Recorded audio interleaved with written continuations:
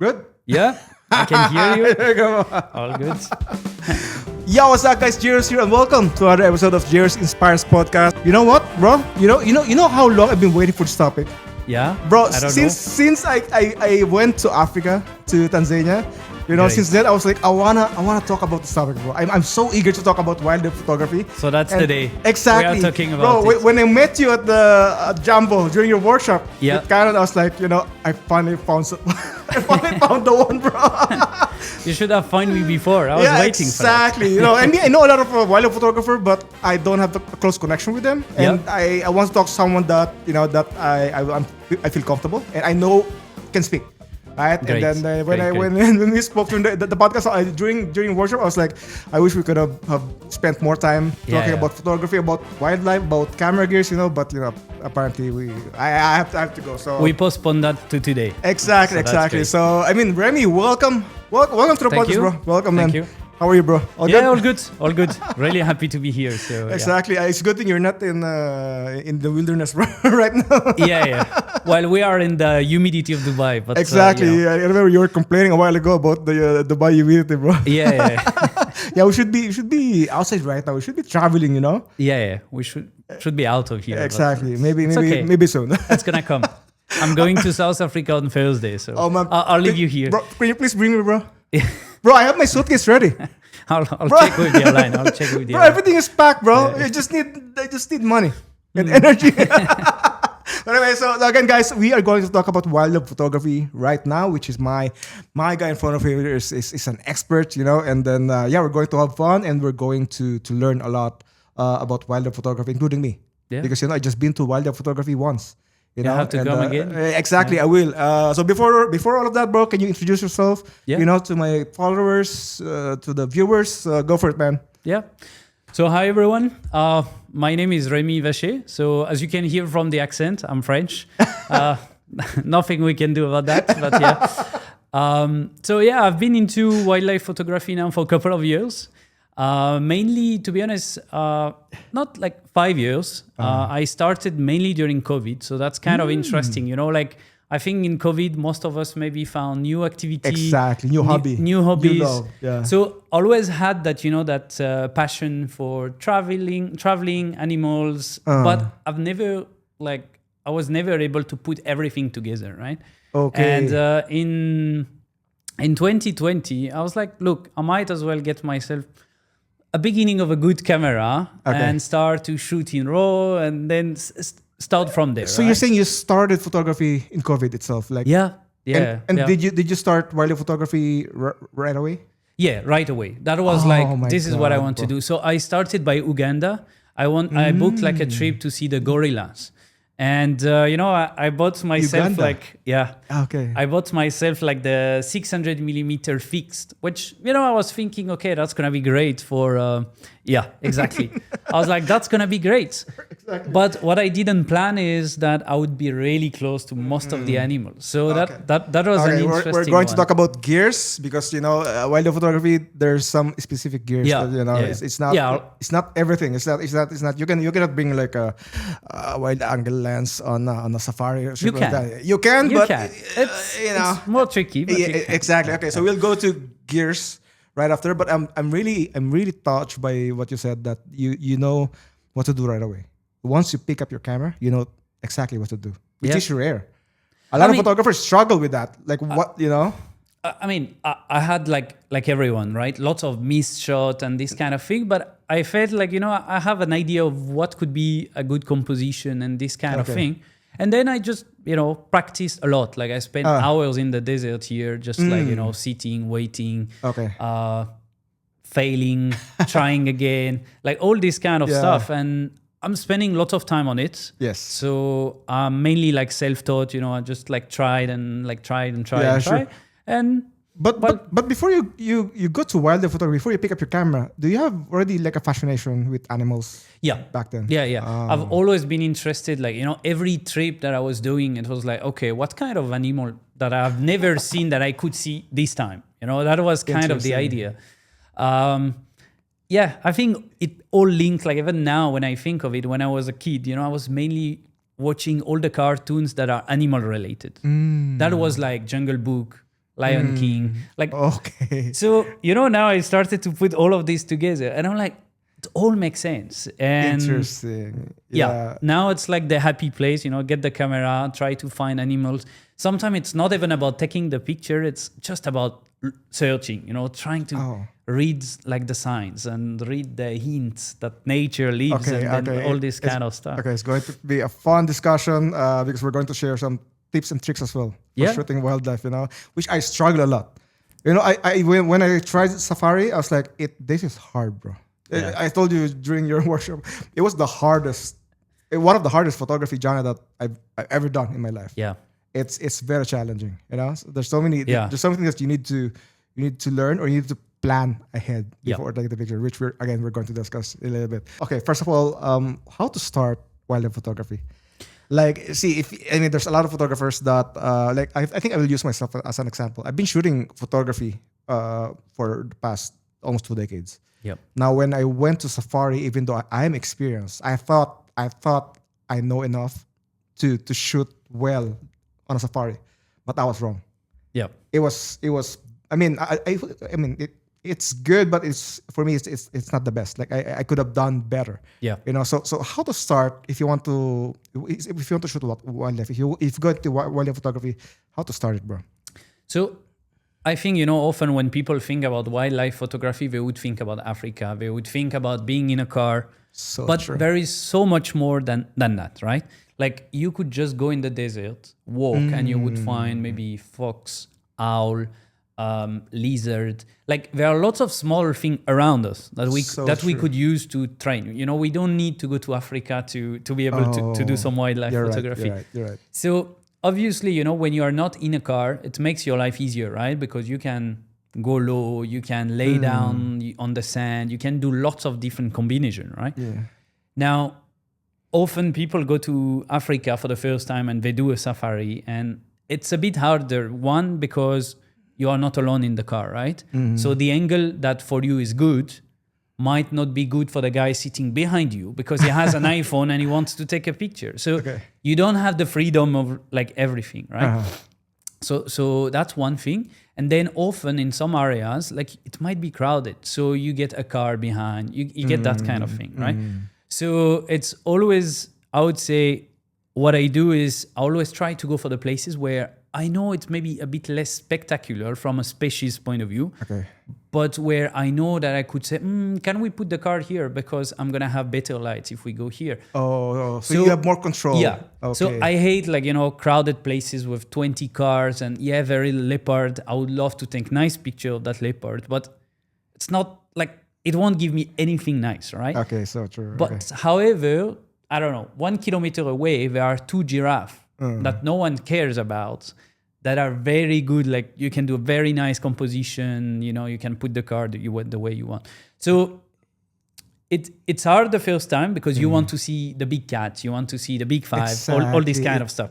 And everyone wants to see the same thing. So from a photography point of view, it's not easy unless you are lucky and you arrive, you're the first one. All that because whenever you search wildlife photography or you follow wildlife photographers, you see these animals from Africa, right? So it's for you, you kind of neglect the ones to tick the box. Exactly. So you kind of neglect the ones you have around you. Okay. So since we're here in Dubai, let's name some of the places that you can go practice wildlife photography. So you said in the desert. Yeah. But I can name one, Al Qudra. Yeah, I think lots of people goes to Al Qudra. Yes. Like most of the photographers here in the region, like the wildlife photographers, they kind of know, we know each other, right? So sometimes we just meet between one dune to the other. It's because this is where lots of people goes. But there are lots of other places, like you have Fossil Rock in Sharjah. You can go to Ras Al Khaimah. Like you have all the mountain sides. Which animal you can see at Fossil Rock? So I've seen fox many times. Like there was a fox, and I'll show you the picture later on. There is one of the fox that I was visiting like once in a while, and he was always there. And he was like in a very popular place, but like I go either very early in the morning or very late in the afternoon, and then no one even notice them, but they are here, right? They are there, and you can find them. It's all about like finding them, which is the tough part, I think, in UAE. Yeah, exactly. Like I didn't even realize that you can get animals from Fossil Rock. How about the parks like Mushrif Park or somewhere like that? I mean, you will always like have like birds, even like fox. You can find them there. The challenge, I would say, is often like now, for example, in summertime, like forget about it. However, this is the perfect time for snake, lizard, varan, like all this kind of stuff. So now, if you go at night in the desert, you will find snakes, which is like very nice, very interesting to take like pictures and stuff like that.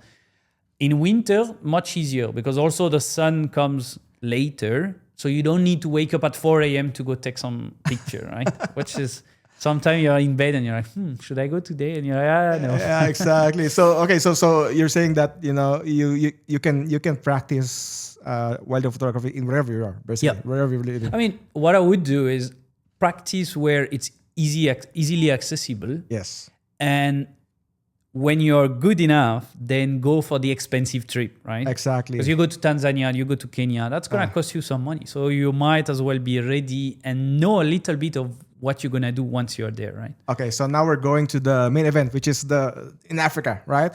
Okay, so because a lot of beginner photographers, they don't know where exactly to go. Okay, because there's so many parts in Africa, there's so many countries. Yeah. Like, so which country to choose, or because there's that's different countries, different animals, right? So I mean, overall, I would say a lot of countries are quite similar in the sense that they have the big five. So you take Tanzania, Kenya, South Africa, Namibia, even Uganda, like they all have the big five. Now you have some countries that have like some specific type of species, thing that you wouldn't even think about. Like Ethiopia, they have the Ethiopian wolf. Uganda, Rwanda, and Congo, they have the gorillas, the mountain gorillas. Yes. Then you have some species that are a bit different. For example, in Namibia, you have lion living in the desert, which is very special. So overall, I would say a lot of countries have the big five. Then you have some country on top of that have like extra species that are endemic to the country, or if not endemic, you can only find them there. Okay. So and also what I noticed is different countries have different look as well. Yeah. Like for example, like my experience was in Tanzania, so it's more open field, like savannas, right? Yeah. But Uganda, it's a forest, right? So where do you find the gorillas? Yes, it's mainly forest. It's forest. But even like, if you look, for example, South Africa is quite bushy. Like it's very hard to take a shot where you have a clean background and, open field. Okay. So it always depends what's your interest. So if you like silhouettes, probably Kenya, Tanzania is great because then you have open field. It's easier. Sure. If you go low, you have a nice background. Now, in South Africa, that might be harder to do because you always have like bushes and things like that. So I would say when you start, it doesn't matter because you will be happy wherever you go because it's animals that you probably didn't see or you never photographed before. So you have so much to learn that it's kind of like, everywhere you'll be happy. Yeah, but then once you progress, then you might start looking for some specific stuff. And that's where you start to choose based on the country. So let's say you want to photograph elephants walking, not from the car, because if you walk, you can shoot low and make the animal bigger in your picture, right? True. So in that case, you might go to Zambia because they are known for having walking safari. So you see, this is like where you start to know what you want to take, then you can choose where you want to go. So true, and I mean, also it depends on what animals you want to capture, right? Yeah. For example, like gorillas can be found like in Uganda, in the middle part of Africa, right? Yeah. Only there. Yes, exactly. And even on that, like Congo is quite dangerous.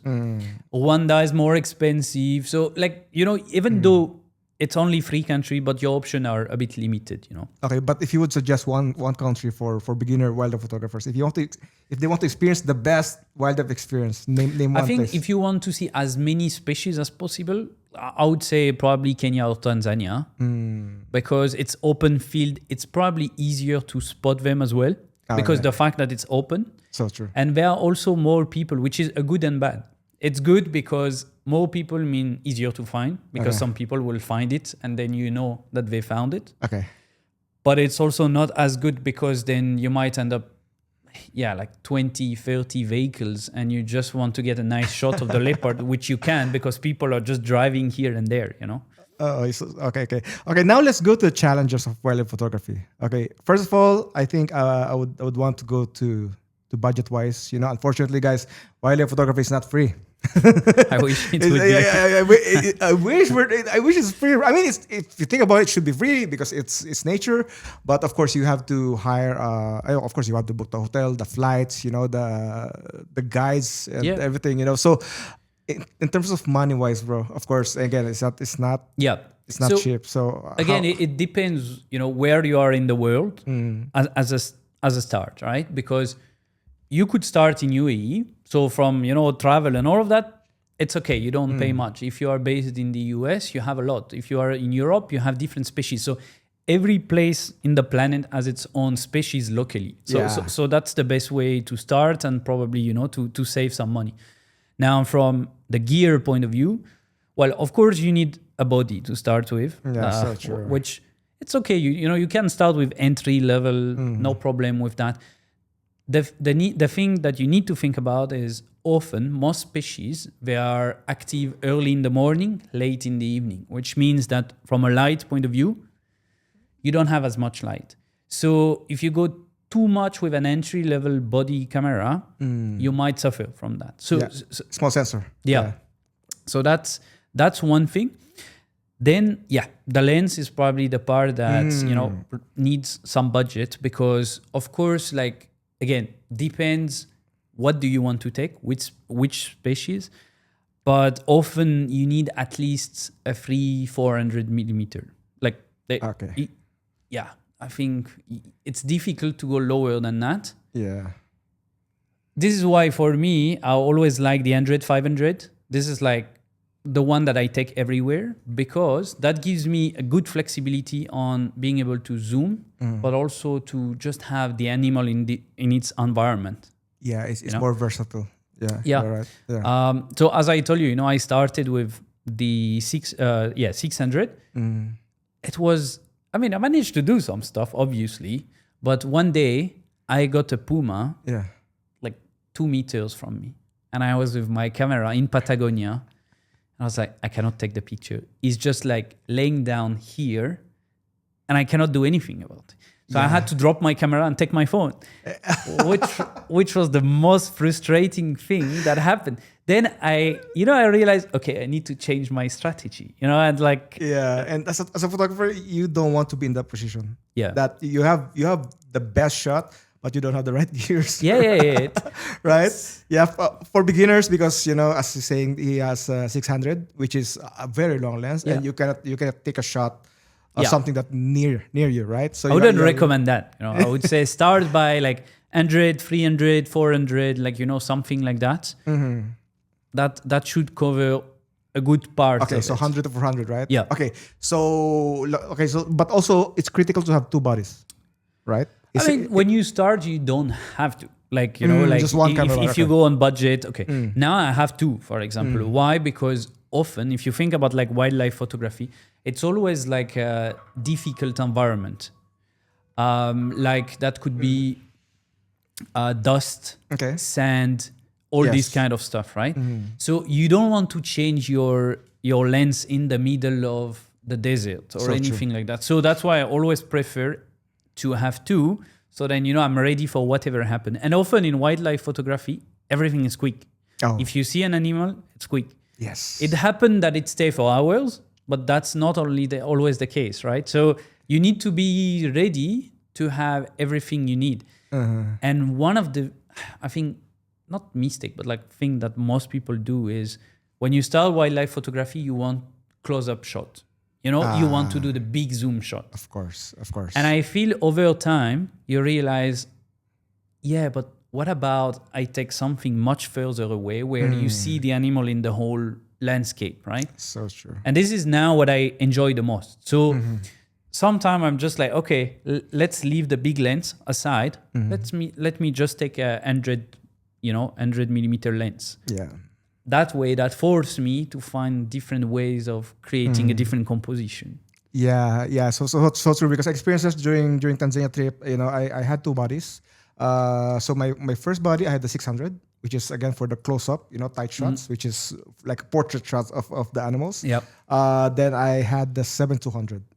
So in that way, it's like I can get like medium to like at least it shows the scenery. Yep. The animal and the scenery. So I find jumping in between of those two lenses. So for me, if I didn't brought two camera bodies, I think I would suffer a lot. I think I would miss a lot of shots if I have only one body.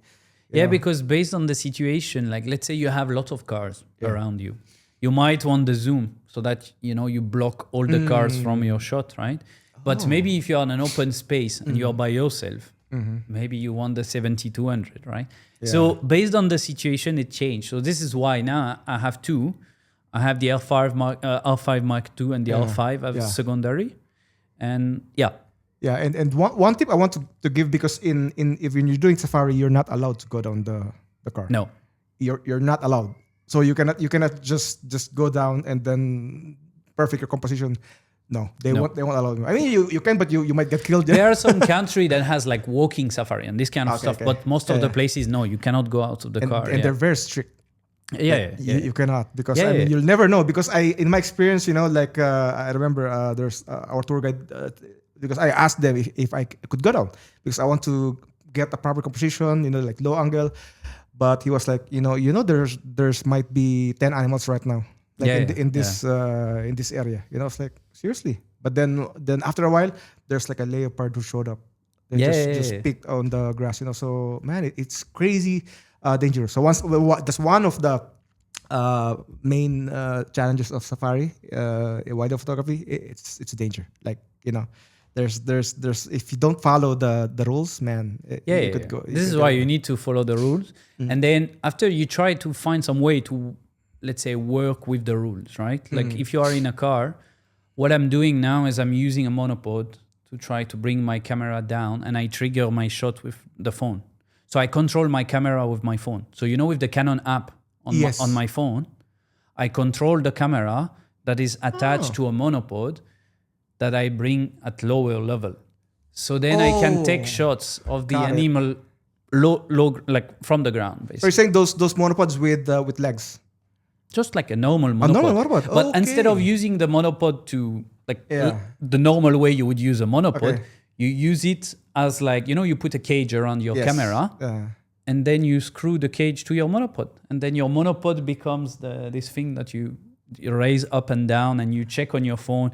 It's not easy because, like there is sometimes a lag and that kind of stuff. But sometimes it works very well. So in that way, you could get like a different kind of angle. Like it's not just sitting from the car. You could go low, you could go high. Yeah. If the animal is on the grass or stuff like that, like you can... I should have thought about that, bro. Well, that's the kind of stuff when you experience it once, you're like, this is not convenient. Then you try to find some way around it. Okay, I had a tripod because I was wondering how can I get shots from low angle. Yep. So that's one trick. But tripod, they normally don't allow you because then you are putting something on the floor. While when you do with the monopod, you hold the monopod, and you can put it not on the floor, but on the part where you put your feet when you climb in the car. Oh yeah. Oh yeah. I mean, also it's not really. It's not convenient to bring a tripod. No. I mean, you bring it just to have a tripod, just in case. Yeah. As in case you need. I mean, you would use tripod in wildlife photography mainly, probably like for birds, because you need to move quick and things like that. But overall, I mean, I don't use it that much, except when I want to do videos or stuff like that. Okay, since you talk about birds, I found that's hard, bro. That's the hardest, one of the hardest animal to photograph, bro. Birds, especially those little ones, Yeah, you need to be very patient, right? You cannot it's hard. You cannot track them, right? So it's about, okay, do your composition and understand what's gonna happen and what is gonna do, and then you know that okay, it's here, it's gonna come here because it's been 2 hours that I'm watching, and I know that it keeps doing that. So then the time it comes, you're ready for it. It's about anticipation and planning. Yeah. And often it's about like understanding the animal, mainly, right? Because if you know what time it's gonna move, if you know where it's gonna go, what it's gonna do, then it's easier for you to understand where you need to be. You know. So do you study these animals? Like do you like watch YouTube, National Geographic? Oh ask yeah. you the movements? I mean, yeah, I love to watch this kind of stuff. I don't know all the animals like, you know, by heart or things like that. It's just like experience, you know, you start to pick up some behavior and things like that. And then slowly, last time I did that, but wait, it didn't work. So now I'm going to do it, but differently because it might be doing that, you know, like all this kind of stuff. So yeah, that's crazy because I again, when I went to Africa, I don't have experience. Like I don't even did my homework. So I went there like blindfolded. I was like my first time. My first time catching lions and birds and whatever. And what I found is like these big animals is actually the easiest to capture if you think about it, especially when they're eating, when they're resting. Because they don't move that much, right? So, but what I experienced is, you know, those kind of National Geographic shots that tigers capturing or trying to eat or hunt animals, smaller animals. According to my guide, it's kind of rare. It's hard to find those kind of actions. Yeah. I mean, it depends where you go. Again, like there are places it's very hard to find any hunting. Like when I went to Masai Mara, I saw every animal hunting at least one time. Cheetah hunting. Just one time. Leopard hunting. But I went one time as well. So in week, I've seen all of them hunting at least one time. So that's again, but why? It's because it's wide open. So it's much easier to find something. Yeah. In South Africa, I was there 1.5 months ago. I arrived right after a kill. But even though I couldn't see the kill because it was in the bush. So you see that kind of stuff. Yeah. Again, it depends where you are. You know, there's time that the lion was eating, and I was tempted to like, you know, just maybe move the bushes just to get the proper shot and composition. I was like this close to going down and then moving the bushes just to get the proper shot. I was like, you know, I was like, no, I love my kids. You know, I would rather keep my arms and legs intact. You know, because again, it's very dangerous. And then so we got you talk about the duration of safari, right? Because you said 1 week. Yeah. Because that's something that I've learned as well is you cannot just go there for 1 day. No. 2 days. Like a lot of photographers or me think that, you know, maybe 1-2 days is enough. Yeah. Right? But I don't think it's because there's again it's so massive. The place is so massive, and there's different animals in different locations, right? It's not just one location, all animals are there. And it's not even about the animal, it's also about the situation. Every day we're gonna do something different. Every day you're gonna have a different sky. Every day you're gonna have a different light.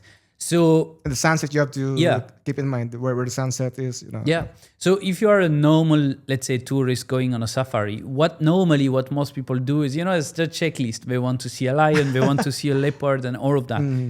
But for you, if you are going for photography, like every day it's like different. Maybe today I'm gonna see the lion hunting, but maybe tomorrow I'm gonna see the lion eating. You know, like every day is different. So for me, it's, at least 5-6 days. But again, that's about safari. There are stuff like, you know, like sometimes when you have like an expedition that is not a safari, like sometimes you need to go for 2 weeks because it's just too far to get to the place. So I was there for 8 days. So I was lucky. I didn't pay for it, which is good. It was part of the job. I was hired to capture. It's a family trip. So for me, it's a job, but it's not a job. It's you know, I was basically there to capture the moment, capture the animals as well. Yeah. You know, so for me, I was lucky that I got it for free.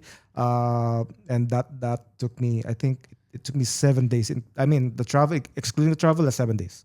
Yeah. Right. Let's say 6-7 days. And then, if you think that 1-2 days is enough, no, No, At least not for photography. If you just want to see animal and you are not so patient and then maybe 1-2 days is okay. It's all about patience. This is the big part of wildlife photography, right? Like there are days you can just stay 7 hours in the bush and you see nothing. You just go back home. Bro. Yes. And I didn't take any picture. And it's like, what did you do during 7 hours? Nothing.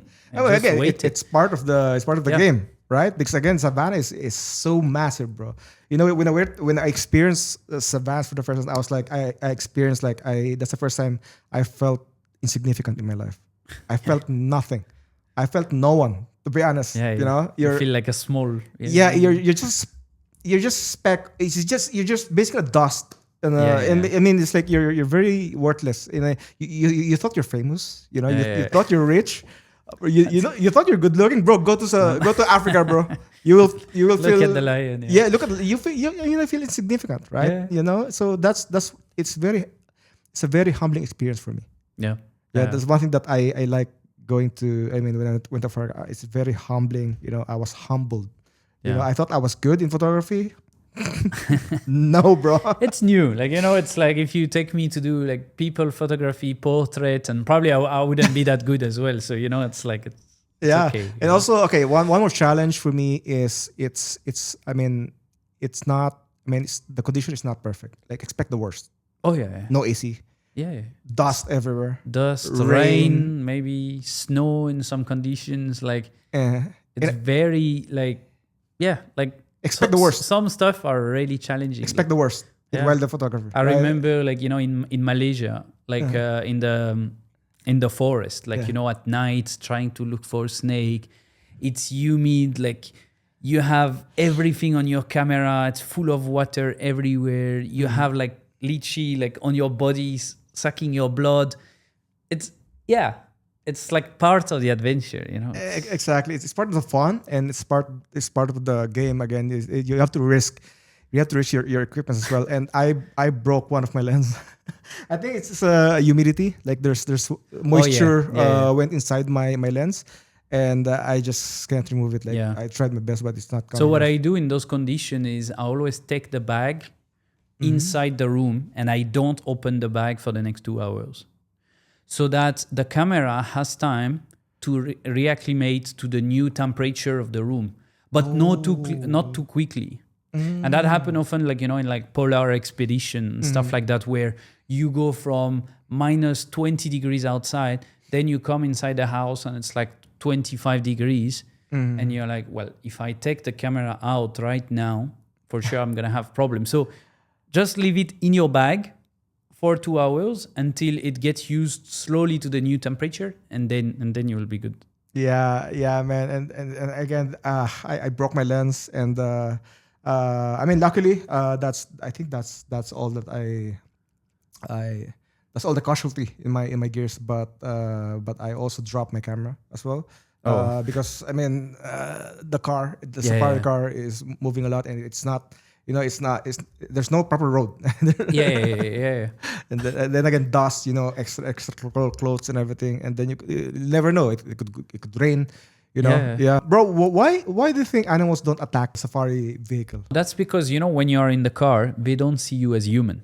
They see you as a big box. This is why they always tell you to not put your hands completely outside, because then they might not see you as a box, right? So, you always see in the news, once in a while, I think 2 months, 3 months ago, there was that leopard that jumped on the car. Yeah. You always have a couple of isolated cases, but most of the time they wouldn't do anything to the car because they just see it as a box, basically. Yeah, to those photographers that are afraid to do safari because they think it's dangerous. Yes, there's some risk, but in my experience, I was with the lions and tigers, literally arm's length from the safari car.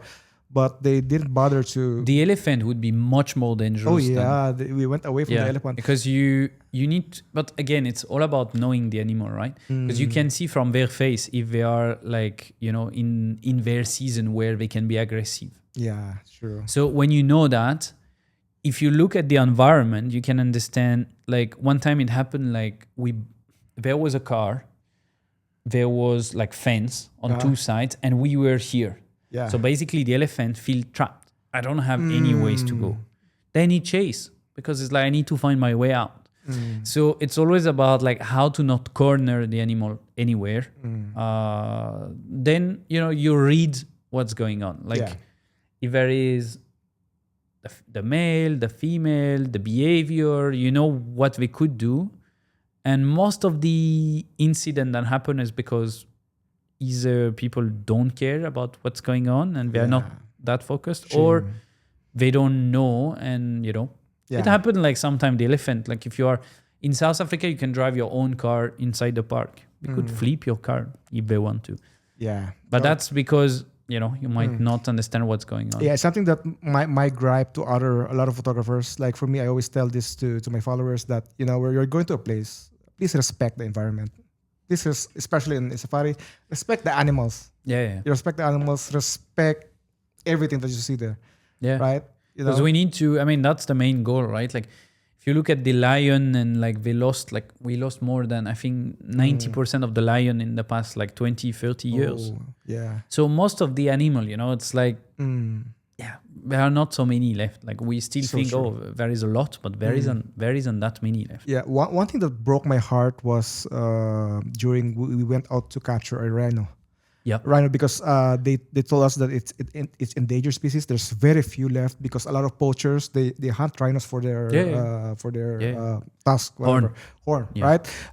So there's very few rhinos left, and we went there. We spent one full day looking for rhinos, and we only spotted one rhino. And it's very sad because it's only one. There's no partner. There's no herd of anything.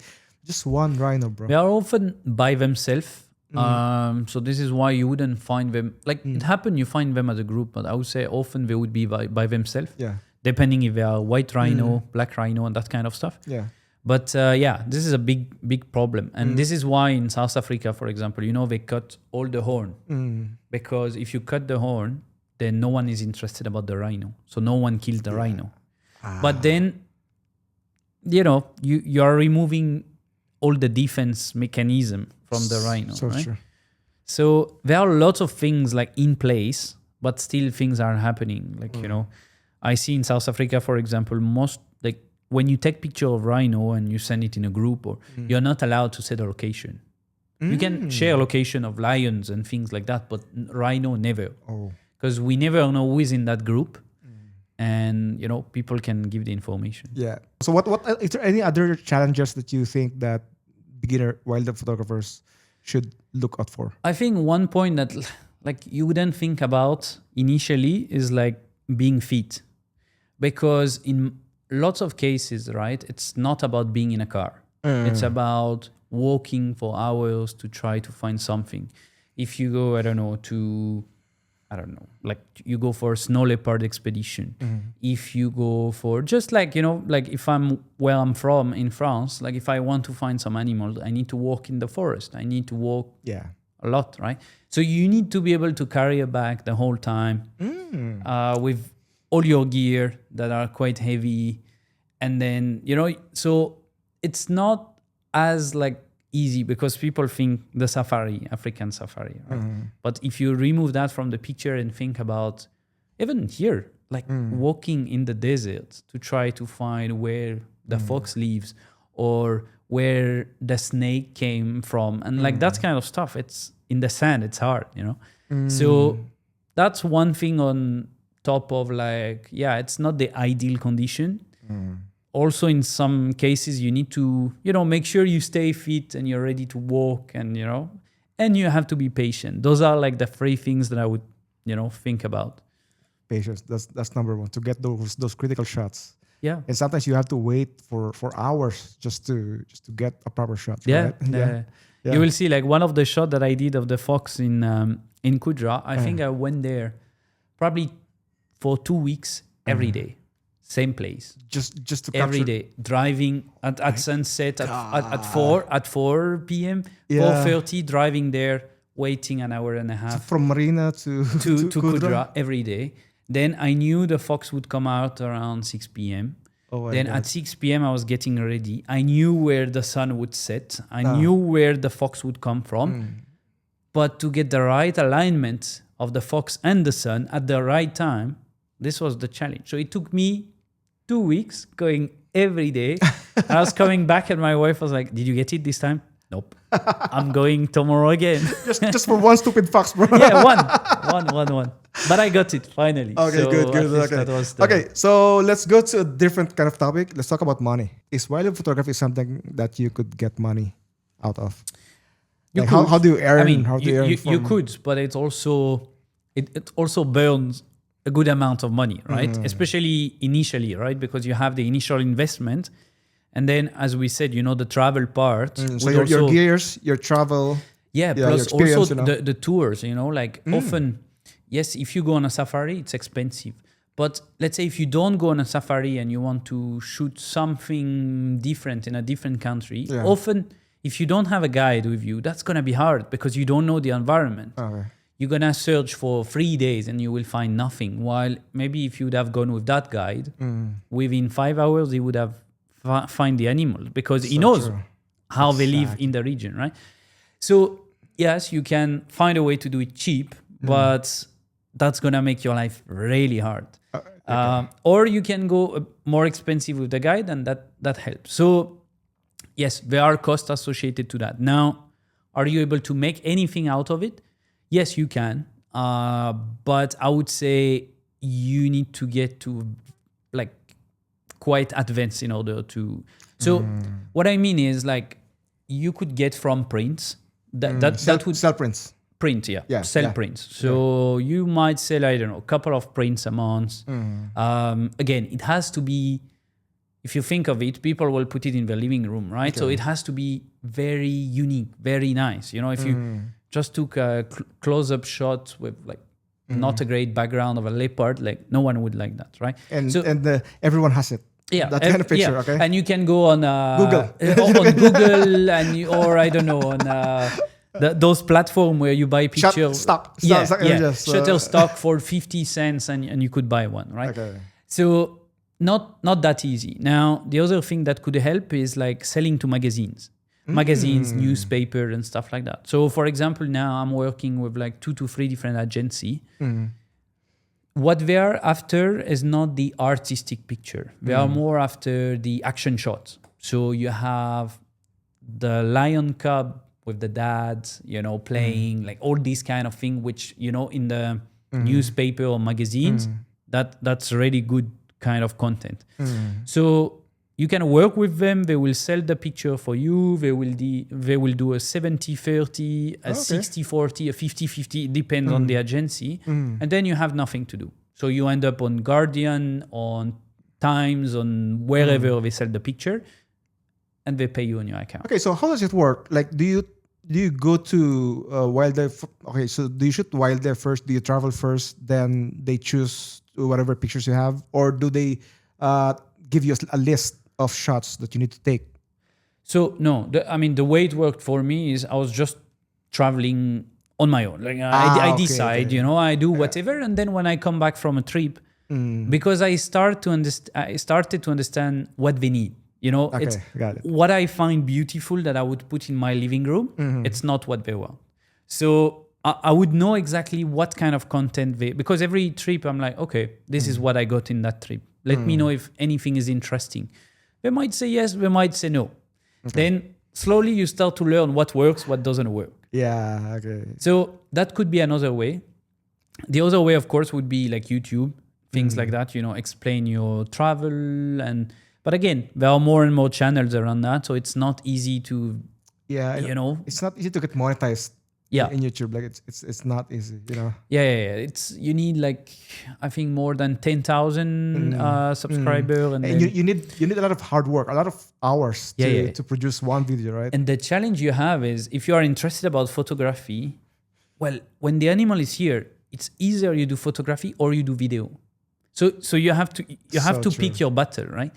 So if you want to do YouTube, then great, but you are not doing photography. Or if you try to do both, then you might miss the right moment because you were switching from photo to video. You know, like all this Bro, kind of stuff. I'm a content creator. I know how hard it is, Yeah, what yeah. you're saying. So as a content creator, you don't even know, like, am I shooting vertical? Am I shooting horizontal? Am I shooting video? Am I shooting photo? You know? Yeah. It's like Man. you need to understand on the spot what will you do with that thing? Is it for a reel for Instagram? Is it for a YouTube video? So what I feel is if you do that, then it makes your head so busy of thinking, and you are not in the moment anymore. Yeah. Like, you know, you just like think about your content. Especially if you spend a lot of money to this trip, you want to do everything. Yeah, Which is, yeah. I mean, you really cannot blame people for doing everything, you know. But it's better to have one goal. Yeah. Right. When I went there, I have one goal to take picture of the family and the safari. Yeah, I did video, but very minimal. Yeah. But for me, it's like taking pictures. Yeah. They told you, they gave you, okay, you need to do that. You know what to do. But then when it's for you, you love photography, but you know you're trying to grow your Instagram, and you know that Reels is doing better, and you know you have all those challenges and battles that you need to pick your battle. So yeah, that's another way. Then I guess like also, you know, being guide. So this is also doing tours. Yeah, tours. You know, the challenge I have with that is everyone claim being a tour leader nowadays, An expert. and the problem is most of people they always put themselves first.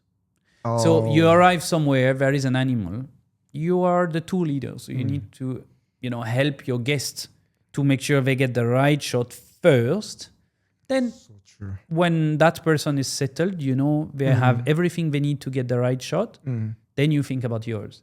But often, you know, it doesn't work. I've seen that few times. It doesn't work this way. Yeah, I mean, as someone that conducted a lot of photo walks as well, for me, I would rather not shoot, to be honest. Yeah. If I'm there to guide people, you know, that's only my goal. Is for them to get their shots. Yep. If you're there to make your shots as well, I think it's not your purpose to get your shot. Yeah. Right. You know. So I think you're very right. Yeah. So as a tour guide, that should be your responsibility. Yeah. Yeah. So again, that could be one thing you can do, but then you're not shooting anymore, right? So you're not doing maybe what you like the most, which is like, But you you know, get paid. shooting. But you get paid. So again, like, is it something you want to move full time? Yes. But if that's the case, then you need to keep in mind that you might not be able to do only what you like. You know, it's like everything in life. You know, you don't get everything you like, and you don't do what you don't like. It's can you mention me this? You're telling earlier you have plans in South Africa. So I'm working with my wife to open like a lodge in South Africa. So initially the plan is mainly like rental. Like, you know, we'll rent it because, as I said, right, I have like a side job that I need to do still for a few years. Then at some point, I would love to start doing workshop there. You know, like end to end. You come for 1 week. We do safari in the morning, safari in the evening. I have a meeting room in that lodge. You know, we can sit down, look at your shot, check how do we edit that. You know, like in photography, I feel there is a lot more than just the moment you take the picture. You also have, how do you store all this content? You know, what's your workflow? How do you edit the picture? How do you participate to contests? You know, we were talking about that offline, but it's not easy. Like, you know, there are specific type of shots that are appreciated in those content. There are lots of rules to know about. How do you grow like social network? Like, you know, there are so many things that could go around like photography. So yeah, that would be the idea, being able to run those workshops. But yeah, in a couple of years. Yeah. Okay, I want to touch on. I want to focus on the competition, right? Because it's something that there's a lot of plenty of competition for wildlife, and as you said, it's not easy to win, and there's usually some specific look that you're looking for, right? Yeah. And sometimes it feels not fair if you have different kind of style, you know. So that's yes, you could get good money from winning competitions, but also it depends on your style as well, right? There's a specific look and style that, let's admit it, always win. So I think like the truth is that the market is quite saturated, right? There are so many wildlife photographers. So now you have so many shots as well, right? Yeah. So your shot needs to be as unique as possible, right? Which is hard when you have so many different things. So what they look at is how rare is what you took. How good is the composition, because you could have the same animal and we could have 10,000 different composition around it, right? So those are like the type of stuff they will really look into. Now, one of the big thing about contest is that they look a lot about how much you change your image, how much you cropped your picture. Because if you cropped more than 25, 30%, then that means you didn't really plan your shot. It was a bit of like luck, kind of thing. So to be honest, initially when you start in wildlife photography, you submit everything because you think all of your shots are great. So true. And then suddenly you start to see what works, because maybe you don't win anything, but you go to the shortlist, final here, shortlist here. You're like, okay, I start to see a pattern on what works, right? Yeah. And then suddenly, because it takes lots of time. You need to find title for every picture. You need to find the description. You need to enter all the detail. You need to pay to participate. Oh, so really? that costs, it's a budget. I didn't know that. Yeah. It's like probably between $20 to $40 per like competition, per contest. So if you're short on budget, then that's also, you need to pick your battle once again. Like you don't want to participate to everything.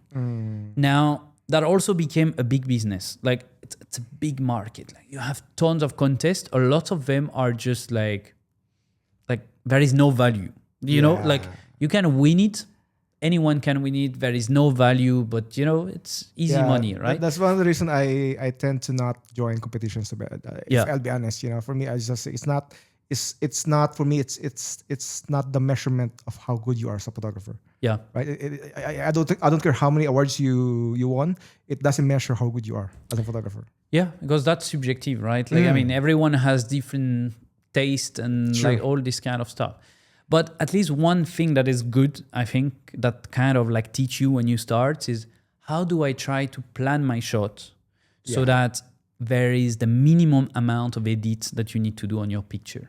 That's where I'm going next. Yeah, this is the thing, when I started and I was doing more of editing, and you see people when they start, they do vignetting and they do all this kind of thing, right? Bro, yes, that's my question. Next, what's your thoughts on highly edited wildlife pictures? That they change the complete look, complete color, different eyes. I mean, like you always get those shots of the lion with the eyes that are like exactly crazy. Like, what's your thoughts on it? Because I seeing your pictures, for me it's very natural. It's how the way you see it in real life, right? It's very close, But what's your thoughts on the super? I mean, of course, I don't like it that much, right? Because when you see it's not natural, and you can see how it has been edited. Like if you cannot see how it has been edited, that means to me it's very well edited. And then I have some that I do where for example, if I have a face of a leopard or lion and things like that,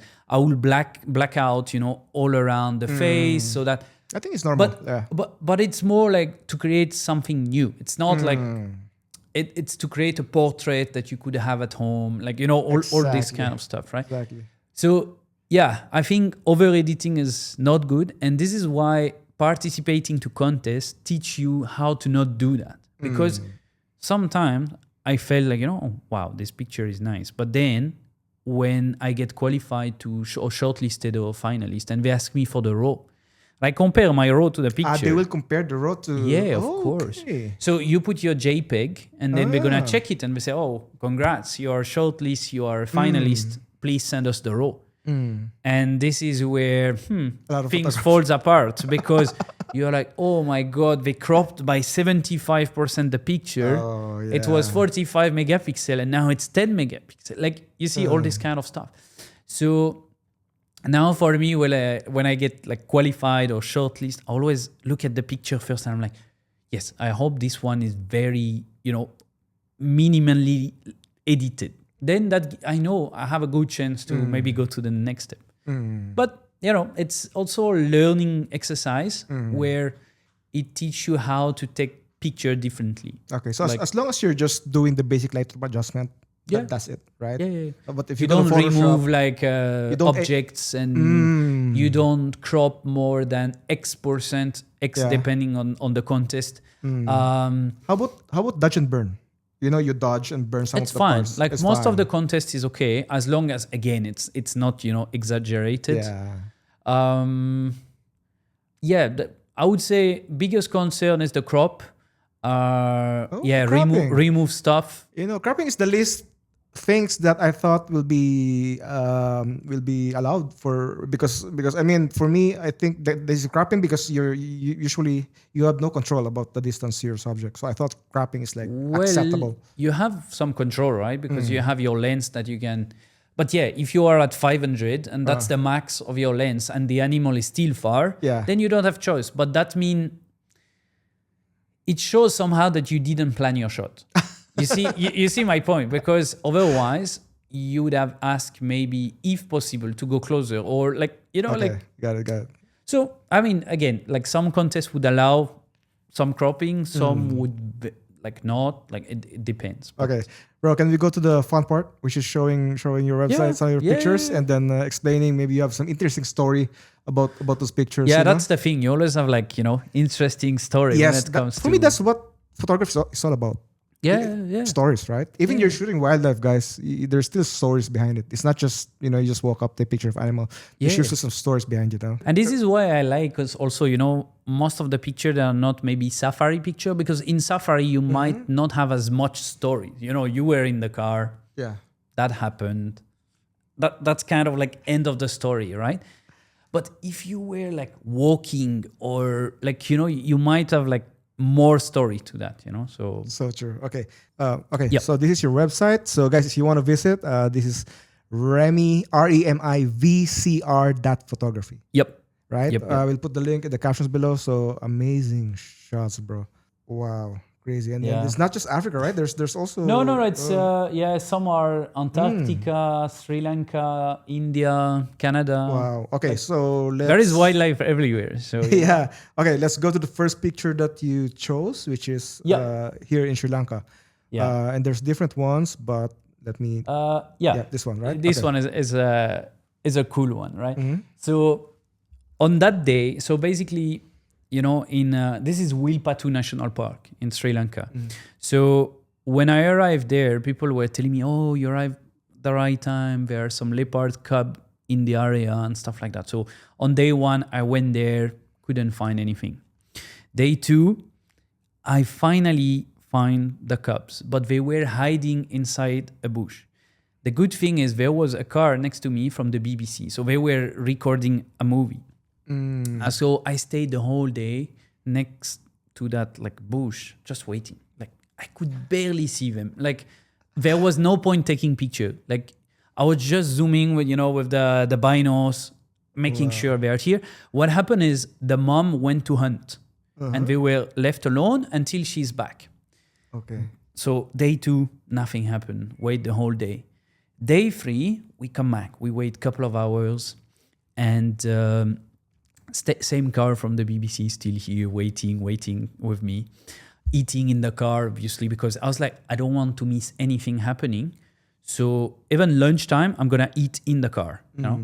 So at that time, everyone left to go for lunch because they're like, it's been 3 days we are waiting. Yeah. I'm hungry, blah, blah. I was like, okay, we can stay here. I'm going to eat in the car again. At that moment, the mom, so the one that you see at the back, came back. Okay. And I was like, oh my God, the mom is here. Then you could see the cubs started to move towards her, rubbing each other. And I was like, oh my God, that's amazing. And you see how the landscape is. Like, it's just very, very nice, like empty road. And I was like, this is perfect. Then they move inside the bush. And I was like, oh no, that's a shame. And I told the driver, I was like, okay, let's go, like maybe 200 meters back. And let's just wait. Like, there is no one, let's wait. Then like 20 minutes later, I see them crossing the road. Yeah. And the road was like this, like no one on the road. They stayed for like 30 minutes. No one came. And I just like enjoyed that time. It was crazy because they were playing. And at that time on that picture, what you see is, so the mom is in the back. You have the two cubs. The one on the left is the male. The one on the right is the female. So the male saw the monitor lizard that was about to cross the road. This one, guys, this one. And he went so fast that I barely saw it. Like, I just took like a burst of shot at that time. And I very loved, like, the effect because it's a bit blurry from the monitor lizard, but that shows how fast it went. And the young male tried to chase it. He couldn't catch it because it was way too fast. But yeah, that was just and it's perfectly in the middle, bro. Yeah. I like sometimes there is also a bit of luck, probably at that time. But I was so focused, there was like nothing could have disturbed me at that point. I was like, I've been waiting this for 3 days. So now I better be very focused on this one. It's crazy how you managed to capture just right in the middle with the action, with the motion. Yes, it's blurry, but it's part of the story. It's part of the story. Are you? So you're watching this the whole time, right? As this lizard crossed the.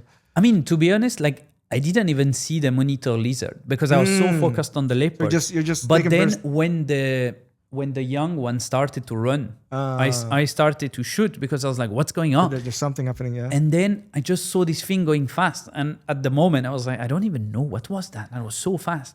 And then after even looking at the shot, I understood what was happening. So crazy, bro. Crazy. And I like how it has like a...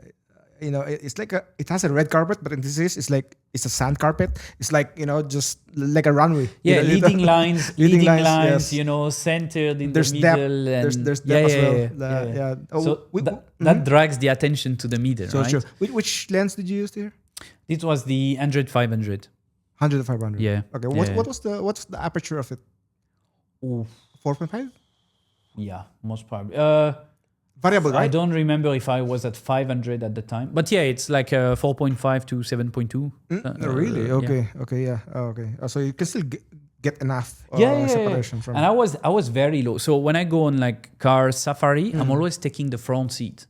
People take the back seat because they're like, oh, I'm gonna be high and I'm gonna see everything. For me, I need to shoot as low as possible. Okay. So I always ask the driver, can I sit next to me? Oh yeah, because the back seat is a little bit higher than the front seat. Okay, now it makes sense. So the driver always wonder why this guy wants to sit next to me while there is the whole car that is empty, But when you have scenario like this where the animal is on the road in front of you, it can bring down the window. Then you can shoot much lower than if you were at the back of the car. Okay, crazy. Okay, can we move to the next shot? Yeah. Okay. This one, bro. Okay. Wow. So you said at the beginning, we cannot, in wildlife photography, we cannot shoot with wide angle. This was with a 16 millimeter. Yep. So. Bro, 16? Yeah, 16. So I'll explain you. Wait, 1660? 16. So what happened is, so this was in Fossil Rock. And I've been few times. I knew there was a fox in the area. Like I knew the exact location, like more or less, So one of the day I went and I was like, well, let me go around and check. And I found this kind of like not cavern, but it's like almost like a protected area. And I was like, there is some footprint here. That might be a place where he comes and stay and rest and things like that. So I checked the place. He wasn't here. So I left my camera with the 16 on a tripod next to that. And then I went back 20 meters, something like that. So I had the same as what I was explaining you before. I had my Canon app on my phone. I was checking my camera. Okay. And I waited 1 hour, 2 hours, 3 hours. And then at that time, he came back. And he just sat here, next to the camera. Looking straight to the camera, bro. So what I did is, and not so great, I'm not very proud of that, but it's part of the story, so I have to say it. So I forgot to change the shutter to electronic shutter, which wouldn't have made any noise. But guess what? I saw him, then I started to shoot from my phone. Clack, clack, clack, clack, clack. Then his head went like, what's that? Yeah. And then he went, checked the camera, play with the camera, bite the camera fell on the floor, And then I had to wait. I waited that he's gone, and then I went to pick up my camera, and I was like, oh my god, that it dropped by like 1.5 meter or something like that. Wow. So how far were you from your camera? I was like, I don't know, 15 meters or something like that. Wow. So you don't have any control. No, I mean, because I wasn't planning that it's gonna come and eat my camera, but I also didn't plan that I would forget to put electronic shutter as well, because most of the time my camera is in electronic shutter. But that time, I don't know. I think I used the R7. Yeah. And I don't use it very often, so yeah, I didn't change the settings. And also to keep in mind, you're already using mirrorless camera. Bro, Yeah. Imagine the photographers back in the day using DSLR. How loud shutters sound was. But that was I mean, and then I looked at the shot and I was like, oh my god, this is so nice, Yeah, and it's looking directly to the camera. Like it's almost feel, you are sitting with him in the den, Exactly. Man, so the eyes, man. yeah, I was saying not so proud of that because of course, it created some disturbance, and that's never great. But that was my learning experience as well, and I won't do that mistake again. But again, the composition, I mean, it's what do you call this? Field of frame. Yeah, right? yeah. And also framing. Yeah, right? Because you have rocks pretty much on the left, on the right, bottom, and on the top. So that basically, when you look at the picture, it takes you to him straight away. Yeah. You got a natural framing. And you know what happened after? Even more funny. So he left, and I went to pick up my camera, and I came back to my bag that I left far away. The fox was in my bag. He was like checking what I have in my bag, because I left my bag and I didn't leave it just on the floor. I left it on a big rock, really high. And then I came back and the fox was inside checking what I have in my bag. And I can show you if you go back to my website. Yeah. Okay. No. Wait. This. Click on Middle East. Yeah, here. The first one. Click on Middle East. I'll show you which shot I took from him coming down from the rock. This. No. Scroll down. This? Down. No. It should be. I think I should have it here. Nope. I need to add it. Yeah, it's a black and white one, which was great because he was walking down that rock. And you had nothing in the background, so that created a very nice black and white picture after that. So. Bro, are you even allowed to clean your picture? Like for example, this dry leaves over here. Are you allowed to remove it? For contest? No, for sure no. I mean, after if it's for you, you can do whatever. But okay, cool, man. That's a very interesting story. It reminds me of my trip in Bali. Okay. So what happened? You know how they always say that the monkeys in Bali are very smart. Yeah. So when I went there, I underestimated. I was fool, bro. I was stupid. I underestimated those monkeys. Because when I was there, they're tiny ones. They're like, what could go wrong? Like they're very small. So I was there. I was setting up my backpack. I was setting up. Okay. So I took my camera, and then I just went to my right side because I had to set up my tripod. Right. So I set up my tripod, and I saw two group of monkeys. And I thought, what could they do with my stuff, right? Because and they look innocent. They look like they're just minding their own business, right? So I went to set up my tripod, and bro, it feels like 20 seconds. After 20 seconds, I look back, bro, my shirt is gone. My shirt is gone. It's on the roof, okay? And then one monkey is trying to pick up my lens, one of my lens. Oh wow. Bro, and I felt stupid because I underestimated how smart this monkey is. And then I realized that they were probably maybe planning it all this time. Bro, no, there's two group of monkeys. They look innocent, but they're probably planning it. Like they were just waiting for me to look away. Oh wow, that's crazy. And my shirt was on the roof, and one of the as monkeys long tried as to get it's my lens. only the shirt, and not the lens. But it's the lens. But luckily, they couldn't, because the lens were heavy. It's quite heavy as well. But imagine, bro. Yeah. So they're smart, bro. That was just 20 seconds. That would have been a nice story, though. Yeah, I managed to capture it on my phone, and then from that point, I don't want to underestimate anything, right? Yeah. This one, right? If they told you that this animal is dangerous, if they told you this animal is smart, Yeah. obey it, bro. Yeah, just trust. Exactly. Okay, go to the next picture. Okay, now we'll go to a Yeah. more colder environment. Okay. Yeah, so that's from this year, March, Spiti Valley in India. So it was my second time going for snow leopard expedition. So I mean, just by itself, to get there, it takes 2 days driving. It's like 18 hours in total of drive to get there. Wow. You are at 4,200 meter altitudes, altitude sickness kicking in, all this kind of stuff, right? But this year was very special because, I don't know, it was so many sightings. So what happened on that day was crazy. So we arrived in the place and one of the guy knew there was a snow leopard from the day before that is around. So we arrived there and so they have trackers that goes check. They know they are so good. Like, they can check in the mountain. But there is a snow leopard on the mountain. Okay, fine. So, you start to set up tripod and you need tripod because it's quite far. I was using the 800 fixed with the extender 1.4. So that was taking me to 1,200, which is far distance. Wait, this is already 1,200? Yeah. Wow. Yeah. And so the story starts everyone is excited. There is one snow leopard. It's hard to find already one. It's like, wow.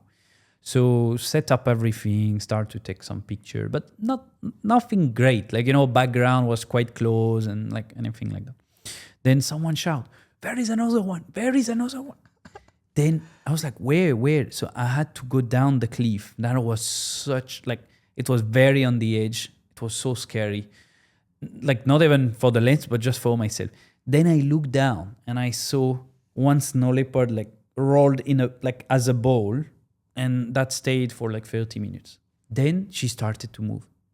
She started to make skull, and she started to move in the direction of the other one that was in the mountain. So that's getting very interesting. So you start to see this thing that unfolds, and then suddenly she makes call, the fog comes. It's like someone turned off the TV. You don't see anything anymore. And you're like, oh my God, they were so close, but now I cannot see anything. The conditions are crazy. Then you just wait 30 minutes, 40 minutes, and you're like, come on, just then suddenly the fog disappears because it comes and go so fast. And guess what? The moment it clears, the two snow leopards together. So the female was trying to chase the male for mating. But the male didn't want. Nope, not for today. So then she chased him for a long time and then they just stayed apart. Maybe I would say, I don't know, 200 meters from each other.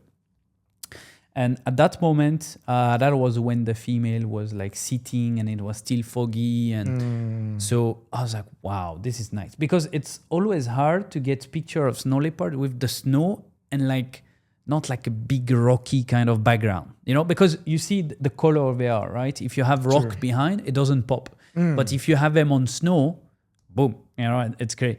So then that's the end of day one. They were far from each other. But the story continued for 5 days. Next day, came back to the same place. Now they are next to each other. So the male start to tolerate the female and let them come closer. Then day 3, they are fighting. But it's part of the ritual, fighting and sleeping next to each other.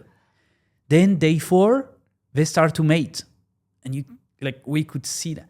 Then you think, wow, this is this is just crazy. But it's not. At some point someone shout, there is a third one. We look in the mountain, there was another male coming down. The other male spotted him. So you start to feel the tension. It's just crazy. You're like, I don't know what's going to happen. This one seems much smaller. This one seems old. What's going to happen? And then what happened is, initially we thought it was the child, the cub of the female, but it was not. It was just a young male, and he started to smell. You could see him smelling where they went, what they did, and all of that. And on the last day, It was like massive fight, blood everywhere, fighting for the female. And then at the end of the day, the young male took the female and left. So it was, for me, this trip was just crazy because in 7 days, I followed one story. And every day you wake up in the morning and you're like, what's, it's like when you watch a nice series at home. Yeah, exactly. It's always finished like, oh, what's going to happen tomorrow? That was my series, and this is why this picture is nice. But I think for me, the story that is behind that picture is much more interesting, It's not complete. No, this picture doesn't represent the whole story. Yeah. Right. But still, it's still a great picture. You could see the depth. That's what I like, and it popped the subject. The subject. There's contrast. This is where you see the angle is very important because the goal, you see, there is a patch of very white snow. So the goal was to have the right angle so that the snow leopard is with that as a background, so it can pop clearly. Because if I would have gone lower, I would have had the rocks, as my background. I actually assumed that you cleaned this up, but no. So I'll probably increase the white little bit. Okay. Yeah. Because when you do like wildlife photography in the snow or any kind of like snow shot, most of the time you kind of increase the white as well. True. Because it just look much better, I think. Yeah. Otherwise you get something gray sometime, it's Yeah, crazy. Oh, wow. I mean, snow leopard. I'm not. I wish it's something that I could capture in the future, man. One time you can come with me next time. Next year I'm going. So before we end this episode, bro, is there anything you wanna say to the people? Is there any last word of wisdom or anything you wanna say to the viewers? Go for it. I mean, the thing I would say is, we need to enjoy nature as much as we can. And, as you just said, pay attention to what's around us. We don't have to go all to Africa. We can enjoy wildlife just around the garden and around us. And, often for wildlife photography, it takes time to get there, but slowly, keep practicing, fail, retry. And then this is how you progress. Yeah. And also one thing that helped me is ask for help. Sure. It's easy to send pictures to someone, be open to feedback. Someone tells you, it's not great. It hurts, but it's for your own good, and this is the kind of stuff when people start into wildlife photography, it's always good to get feedback from someone because that's the best way of progressing. Bro, thank you so much for everything. Thank you. Man, I've learned so much, bro. I knew it the moment I saw you, the moment we talked to each other for a short period of time. I know you're the right person. Thank you. And thank you so much for dropping by here. And man, you inspired me so much. You made me wanna go back. Next to time Africa. we go together. And you bring me to Africa, bro. Yeah. To South Okay. Africa. To you. But you pay for your trip. Not part of the agreement, bro. Okay, guys, thank you so much for watching this episode and support Rémi. Follow his account. I will put the link in the description down below. And again, thank you so much. And bro, Thank you. we'll catch up soon, okay? Yeah. Thank you so much. Thank you. Bye.